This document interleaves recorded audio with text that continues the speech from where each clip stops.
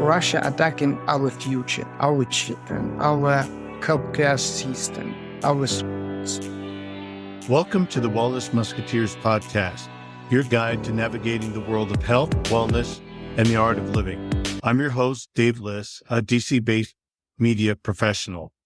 I'm joined by Kettle Beating, an economist with 35 years of experience, most recently 24 years at the IMF, and currently adjunct lecturer in economics and politics with Sciences Po X in France.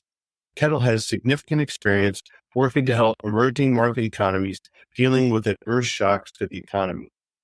We are delighted to welcome MP Yaroslav Yurchyshyn to the podcast. A member of the Ukrainian parliament since 2019, MP Yurchyshyn has established himself as a leading voice for reform and transparency.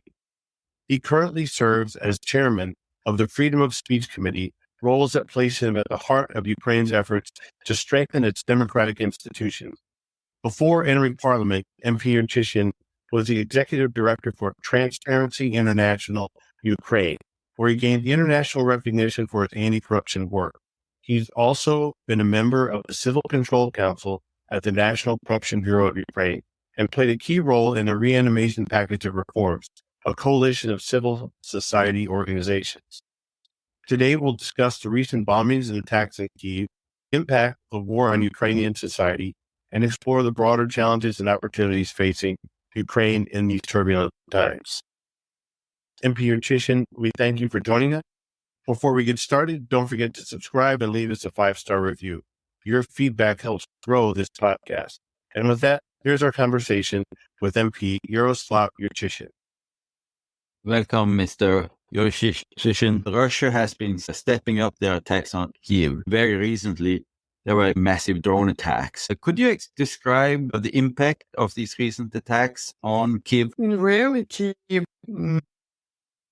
now Russia using a very cruel strategy, using drones named Shahid, Iranian drones, to attack in Ukraine, to attack critical infrastructure and our possibility to save the civilians. Not enough. We don't have a lot of missiles. We don't have a lot of equipment. Even in Kyiv, they start to attack through the rockets, using with rockets.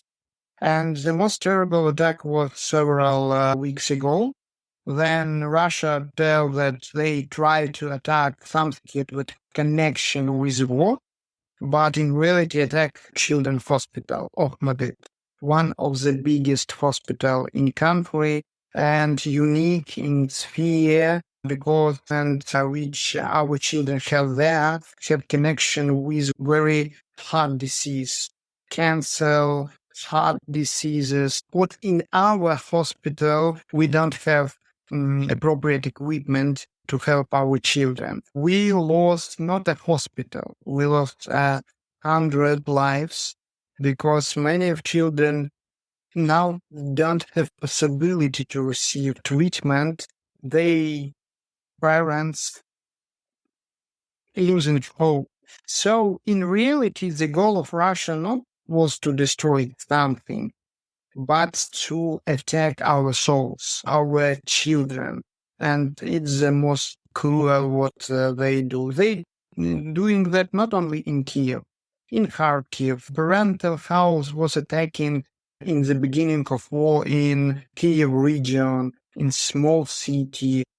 We don't have other possibility to use our hospital, our parental medicine, due to the most cruel that Russia attacking our future, our children, our healthcare system, our schools. And several kids died not in attack, but after that. Why? Because small 10, even not 10, 6-year-old boys was not killed through attack, but he not received appropriate treatment and died few days after that. And it's crime. It's crime against humanity. Because here soldiers can fight on the front line. It's not honest. It's really not reality of we think that it couldn't be reality of our centuries, but okay, it's soldiers. They prepare for that. How are the families coping, and what kind of support is being provided to them? Our governments have requests not only for using our budget possibility to help our families, but our international partners, our charity foundation, different many businesses help to family. First of all, now we collect more than $75 million through the United 24. It's platform, charity platform. Different actors can give money to help. It's for what goals we collect this money. For help for families, for buy new equipment, because we do need that. Some of them we receive as a gift from our international partners, USA, Great Britain, European Union. But biggest part of this money will be using for rebuilding, because without rebuilding Ahmadi, in our place, 2 blocks of Ahmadit was destroyed, one to his shadow. Really, it's impossible to rebuild that, but one of them can be rebuilt, and we start to rebuild that.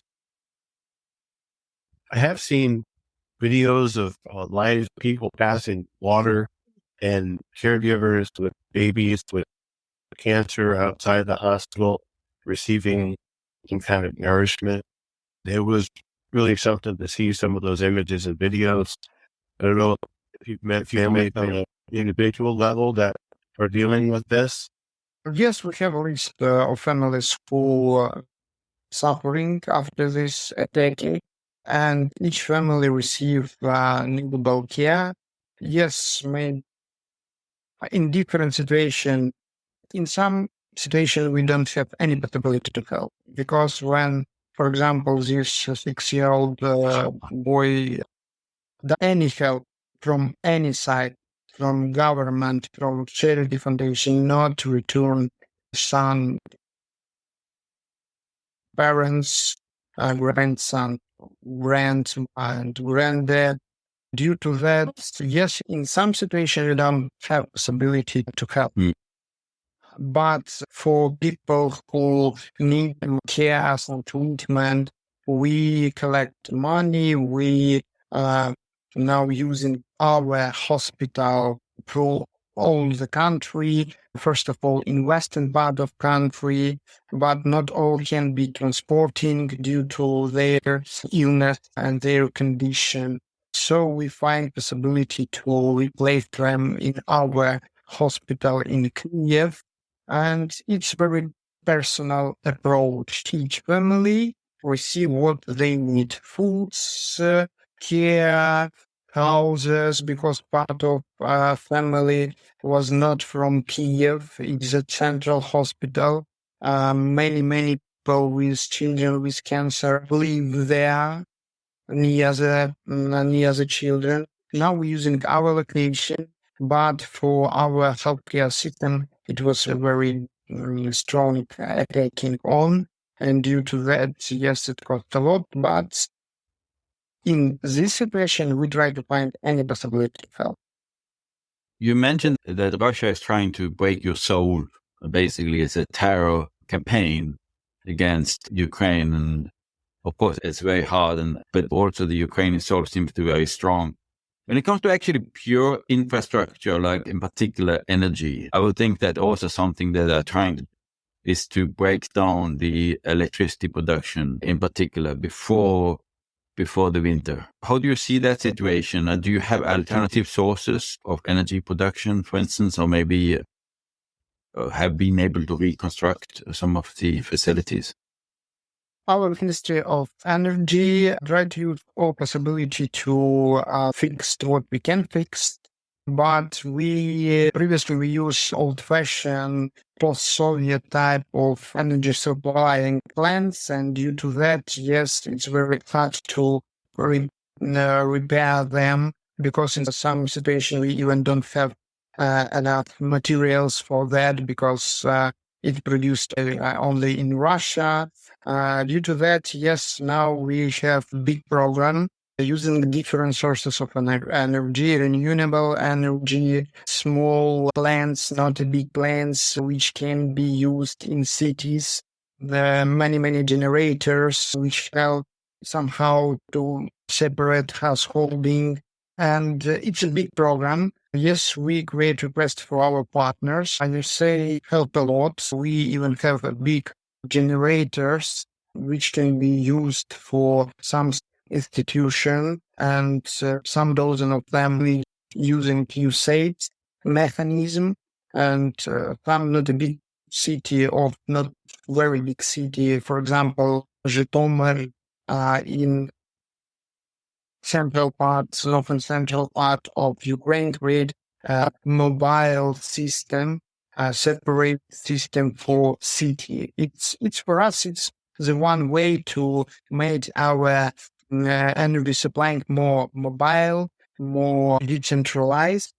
For us, it's in reality, it's our possibility. But now we have 4 hours we have lights, 4 hours we don't have lights in our flats. First of all, in the big country, in Kyiv, the worst situation. Why? Because a lot of critical infrastructure here. Due to that, yes. Have you been to any of the plants where to see this destruction directly? Near Kyiv, we have small village, even say not a big city named Ukrainka. There was a Tripilska energy plant. It was destroyed totally. Technical difficulties in our communications with Ukraine prevented us from completing our recording. A huge thanks to our guest, MP Yaroslav Yurchyshyn. To help the people of Ukraine now, you can make a donation to United 24. A link is provided in our show notes. Thank you for joining us for Wellness Musketeers. Tune in for upcoming episodes to learn how to live with a greater understanding of the world we experience together. Please subscribe, give us a 5-star review, and share this recording with your family and friends. You can make a contribution through a link provided in our program notes to allow this program to grow. Send your questions and ideas for future episodes to Dave Liss at davidmliss@gmail.com.